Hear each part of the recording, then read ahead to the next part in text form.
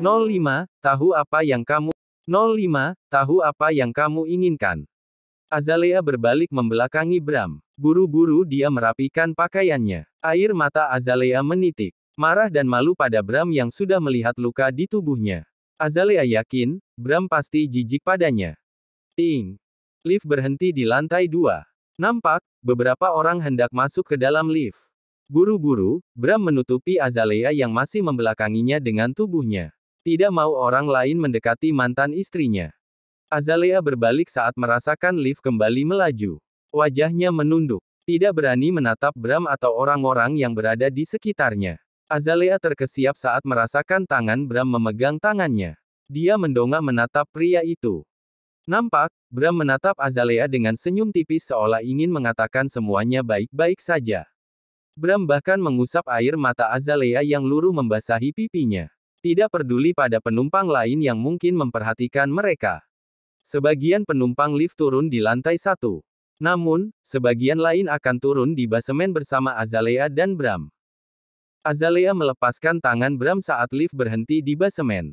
Tanpa berkata apapun, dia melangkah bersama yang lain keluar dari lift. Tatapan Azalea tertuju pada Kevin yang sedang memainkan ponsel di atas motor. Melihat perhatian Kevin yang tidak tertuju pada lift, Bram nekat menarik Azalea lalu membawanya ke belakang pintu tangga darurat. Bram pun mengunci pintu dari dalam. Apa yang kamu lakukan? Pekik Azalea. Kaget dengan perbuatan Bram. Dia hendak membuka pintu, tapi Bram menarik tubuhnya ke pojok ruangan belakang tangga. Bram lepas. Jangan gila. Bram tidak menghiraukan. Dia menatap lekat manik hitam Azalea. Aku merindukanmu. Aku tidak bisa membiarkan kamu pergi dengan pria lain. Secepat kilat, Bram merangkul pinggang Azalea lalu melumat bibirnya. Dia mencium bibir Azalea dengan rakus dan memaksa. Azalea berontak, mencoba melepaskan diri. Dia takut Kevin atau orang lain memergoki dirinya dan Bram. Namun Bram yang sudah gelap mata, tidak peduli akan apapun. Dia menggoda Azalea dengan cumbuannya. Menggodanya di titik sensitif Azalea yang Bram yakin belum berubah. Bram, desa Azalea saat Bram melepaskan pagutannya. Bram menyeringai. Tidak mau memberikan Azalea kesempatan untuk pergi, dia memasukkan tangan kanannya dalam kemeja Azalea. Napas Azalea terengah merasakan tangan Bram yang meremas dadanya. Bram, cukup, desahannya memohon. Namun sekali lagi, Bram menulikan pendengarannya. Dia membalikkan tubuh Azalea, memepetnya hingga terpentok tembok. Bram menyatukan rambut Azalea ke samping, lalu mencumbu tengkuknya tanpa mengendorkan remasan tangannya. Pertahanan Azalea luruh. Bram membuainya dengan sangat lihai. Azalea tidak lagi melawan. Dia menempelkan punggungnya ke dada Bram seraya mencakar dinding menahan nikmat. Bram. Tenang sayang, perlahan. Aku sangat tahu apa yang kamu inginkan, bisik Bram tepat di telinga Azalea. Kaki Azalea lemas. Dia menumpukan berat badannya pada Bram yang memeluknya dari belakang. Azalea bahkan tidak sadar, Bram sudah meloloskan seluruh kancing kemejanya hingga pria itu dengan mudah mencumbu punggungnya. Dretetete. Azalea tersadar saat ponselnya bergetar. Dia yakin, Kevin yang menghubunginya. Bram yang juga sadar akan hal itu tidak membiarkan Azalea lengah. Dia melepas tas selempang yang Azalea pakai, lalu menjatuhkannya ke atas lantai. Bram memutar tubuh Azalea sambil memagut bibirnya dengan rakus. Membuat Azalea kembali terbuai. Tanpa Azalea sadari, Bram melorotkan kemejanya hingga mengekspos tubuh bagian depannya. Bram mencumbu kedua dada Azalea seraya menyusuri setiap jengkal luka di tubuhnya. 1, 2, 3, Bram menghitung setiap luka yang dia sentuh. Tidak hanya di tubuh bagian depan, tapi Bram juga sudah menghitung setiap luka di punggung Azalea. Hati Bram teriris merasakan kulit tubuh Azalea yang dulunya mulus dan lembut berubah kasar dan terlihat menyakitkan. Bram, aku mohon cukup. Kevin, rang Azalea. Telepon dari Kevin yang tidak berhenti mengganggunya. Bram membawa tubuh Azalea yang setengah telanjang ke dalam pelukannya. Dia mengecup ceruk leher Azalea seraya meneteskan air mata. Bram tidak bisa membayangkan betapa beratnya rasa sakit yang Azalea derita selama ini. Kali ini, aku akan melepaskanmu. Tapi lain kali, aku tidak membiarkan kamu menyebut nama pria lain saat bersamaku, bisik Bram, kemudian mendaratkan kecupannya di cuping telinga mantan istrinya. Azalea terengah. Seluruh tubuhnya terasa lemas. Dia membiarkan Bram yang kini sedang mengancingkan ke mejanya. Bram bahkan merapihkan rambut Azalea yang kusut karena perbuatannya. Istirahat dengan baik. Jangan mengkhawatirkan apapun. Aku akan mengurus semuanya untukmu. Bram membungkuk, mengambil tas selempang Azalea, lalu menyampirkan ke lehernya. Ditatapnya wajah Azalea yang tengah menatap heran padanya. Bram tersenyum tipis. Aku akan mengabarimu tentang Rhea. Karena itu, kamu istirahat saja dengan baik. Azalea menatap Bram dengan nyalang. Marah dengan perbuatan tidak senonoh pria itu. Kamu gila. Seharusnya kamu tidak melakukan ini.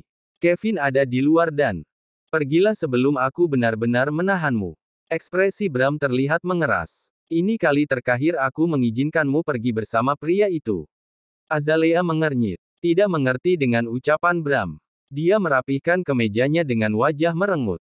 Kamu gila. Kalau mau bercumbu cepat menikah. Cari istri. Jangan jadikan aku pelampiasan. Ketus Azalea. Dia membuka kunci pada pintu, lalu melangkah pergi meninggalkan Bram. Bram menatap kepergian Azalea dengan tatapan sendu. Dia berdiri di tempatnya hingga motor Kevin pergi meninggalkan basemen rumah sakit. Apa yang harus aku lakukan? Bram menatap tangannya yang bergetar. Hatinya pilu, mengingat setiap jengkal luka di tubuh Azalea yang baru saja dia pegang. Dia paling tidak suka sesuatu yang cacat, tutur Bram. Teringat dengan Azalea yang sangat menjunjung tinggi kesempurnaan. Bram bahkan ingat, Azalea pernah menangis berhari-hari karena kukunya yang tanpa sengaja patah saat memeras pakaian. Karena itu, Azalea tidak pernah lagi mencuci. Dia selalu meminta Ijah melakukannya. Aku harus melakukan sesuatu, tekad Bram. Setelah menenangkan diri, Bram melangkah menaiki tangga. Dia sengaja tidak menggunakan lift karena sedang butuh kesunyian. Dalam setiap langkah, Bram mengingat setiap luka yang Azalea miliki. Dia memikirkan cara untuk berbuat sesuatu demi wanita yang dicintainya. Langkah Bram berhenti saat sadar sudah sampai di lantai 3. Dia tidak melanjutkan langkahnya menapaki tangga, tapi keluar menuju balkon rumah sakit. Bram bersender pada pagar pembatas, lalu mengeluarkan rokok yang akhir-akhir ini dia sesap. Bram mengeluarkan ponsel dari saku celananya, kemudian mendial nomor seseorang. Aku dengar kamu sudah siuman. Bagaimana keadaanmu? Tanya Bram pada orang yang diteleponnya. Dia diam sejenak mendengarkan jawaban dari orang tersebut. Syukurlah. Aku senang kamu bersama mereka. Bram menjeda kata-katanya. Dia menarik napas dalam-dalam seolah sesuatu yang berat menghalangi saluran pernapasannya. Aku tahu ini bukan waktu yang tepat, tapi ini sangat mendesak. Aku memerlukan persetujuanmu untuk menjual rumah. Aku butuh banyak uang. Ada yang tahu siapa orang yang Bram telepon? BTW, dia butuh uang banyak untuk apa, ya? Oh ya, untuk adegan kemesraan Bram plus Azalea, sengaja autor baru keluarkan di season 2 karena kalau season 1 gak tega sama Rhea. Semoga gak ada yang benci mereka. Hehe. 06, ayah dari bayi kembar. Butuh banyak uang, untuk apa? Kamu mau menikah lagi? Rhea kaget mendengar Bram yang ingin menjual rumah. Rumah yang Bram beli adalah hasil kerja keras Bram selama menikah dengan Rhea. Karena itu, wajar jika Bram meminta persetujuan Rhea saat ingin menjual rumah. Dulu, Bram bahkan mengatasnamakan sertifikat rumahnya atas nama Rhea. Bukan menikah lagi. Aku hanya sedang menginginkan sesuatu, dan itu membutuhkan uang banyak, elak Bram dari seberang telepon.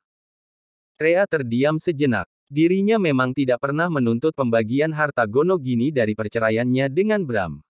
Dulu, Rhea bahkan tidak peduli Bram ingin menggunakan hartanya untuk apa. Tapi entah kenapa, kali ini Rhea penasaran dengan tujuan pria itu menjual rumah. Bram, apa kamu terlibat masalah? Terlilit hutang atau? Jangan bicara omong kosong. Aku baik-baik saja, potong Bram. Rhea semakin heran saat mendengar Bram menghela napas. Dia yakin, mantan suaminya sedang memiliki masalah.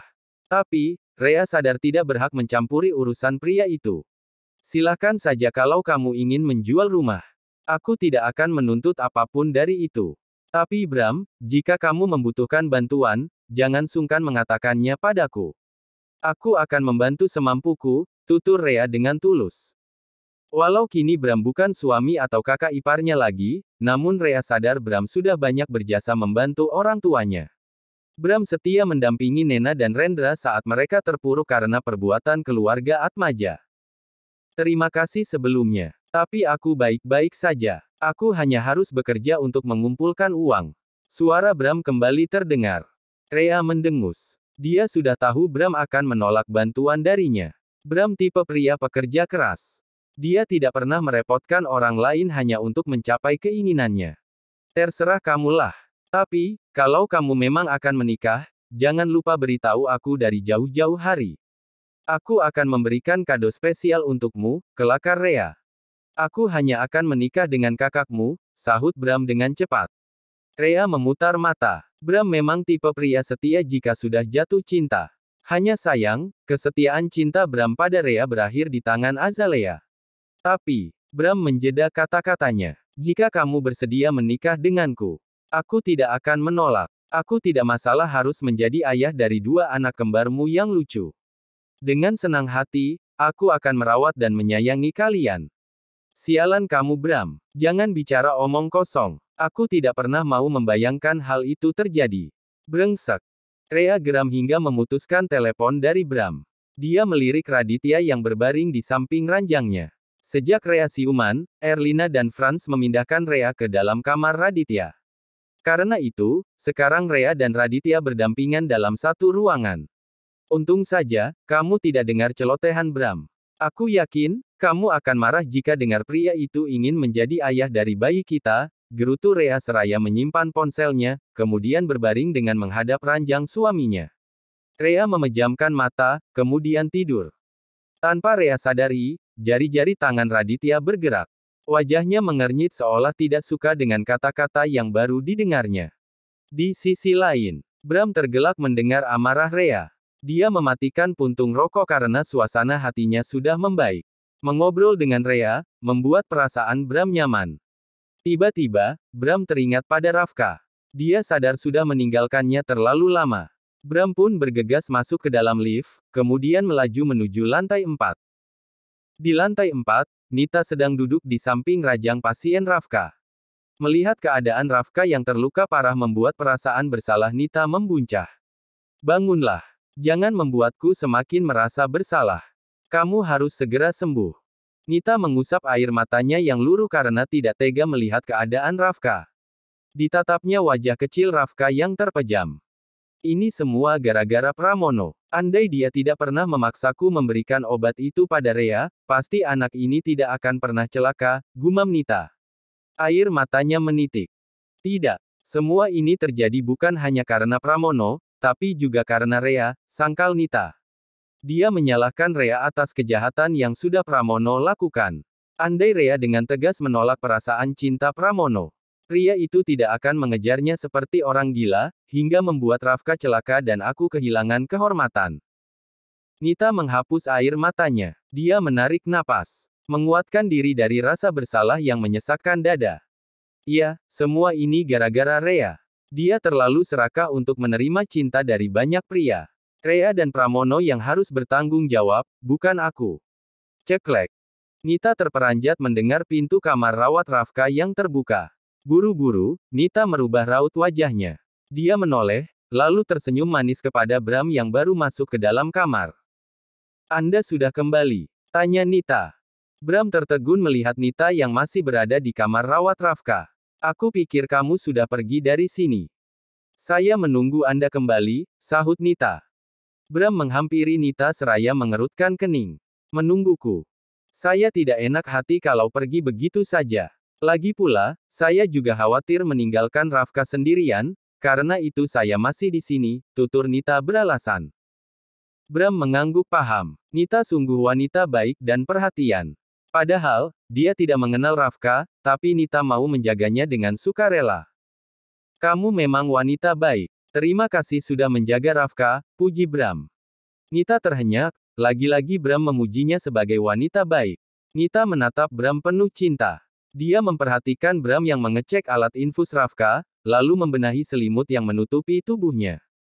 Aku bukan wanita baik Bram. Tapi, kamulah orang baik itu. Aku kagum padamu. Andai saja aku masih mempunyai kesempatan untuk mendapatkan cintamu, aku akan memperjuangkan kamu, batin Nita. Ada apa? Bram heran melihat Nita yang menatapnya tanpa kedip. Dia memeriksa penampilannya, takut ada salah. Apa ada sesuatu yang salah denganku? Nita menggeleng cepat. Tidak, wajah Anda hanya terlihat lelah. Oh, Bram terkekeh. Aku kurang tidur. Nanti aku akan tidur sebentar. Pergilah kalau ingin mengunjungi Rea. Dia baru saja dipindah ke kamar rawat Aditya. Bram duduk di sofa samping tempat tidur Rafka, kemudian menumpuk bantal untuk tidur. Dipindah ke kamar rawat Pak Raditya. Memangnya, Pak Raditya kenapa? Tanya Nita. Dia kaget mendengar Rea dan Raditya yang sama-sama dirawat. Kamu belum tahu rupanya. Bram menatap Nita dengan ekspresi sedih. Dia menghela mengingat Raditya yang pingsan saat melihat kondisi istrinya yang memburuk. Aditya mengalami pendarahan di kepala. Karena itu, dia harus dioperasi. Saat ini, dia belum sadar. Nita tercengang. Dia merasa iba. Padahal Raditya baru menjalani operasi beberapa bulan lalu. Aku mau tidur. Tolong tutup pintunya saat kamu pergi, pesan Bram seraya membaringkan diri di atas sofa, lalu memejamkan mata. Nita masih mematung di tempatnya. Terlalu kaget mendengar kejadian buruk yang menimpa bosnya. Sejenak, Nita memperhatikan Bram yang sudah terlelap. Pria itu sangat tampan. Jantung Nita berdebar hanya dengan melihat wajah Bram yang terpejam. Aku tidak boleh menyerah begitu saja. Aku harus memperjuangkan cintaku pada Bram, batin Nita. Dia pun teringat dengan Azalea. Ah, bukankah Pramono mengenal wanita itu? Dia sepertinya sangat mengenal Bella. Aku harus bertukar informasi dengannya. Bersambung.